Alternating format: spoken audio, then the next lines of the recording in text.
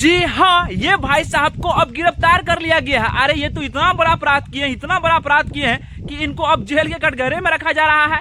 अरे बात ऐसा कि आप लोग के मन में यही सवाल आता होगा ना कि घोड़ा के कौन से पैसा कब सकता पड़ गया है कि इनको अब जेल में डाला जा रहा है। अरे बात ऐसा कि घोड़े के जो सवारी कर रहे थे, अरे घोड़े के साथ भैया दारू भी तस्करी कर रहे थे।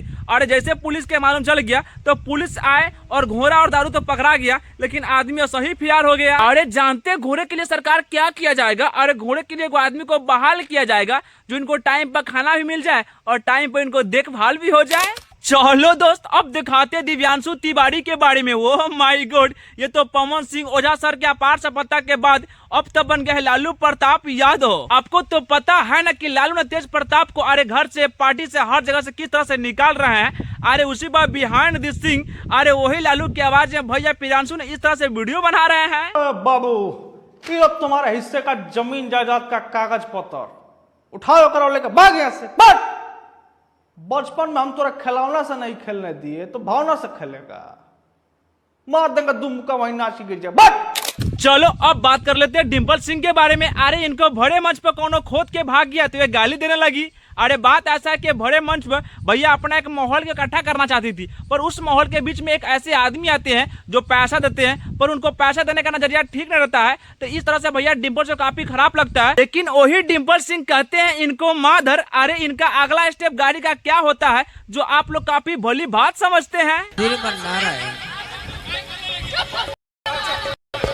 चलिए दोस्त, अब बात कर लेते हैं खेसारी लाल यादव के बारे में।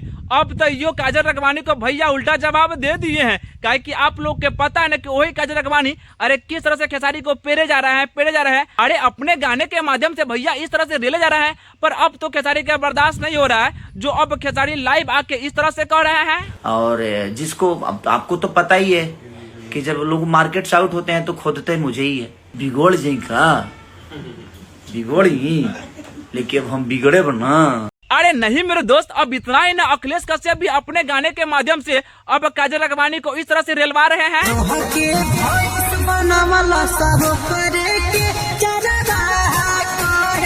खैर भैया जब इतना देख लिए तो एक वायरल वीडियो भी देख कर जाइए। अरे इस वायरल वीडियो में आप लोग काफी दिल खुश कर देगा।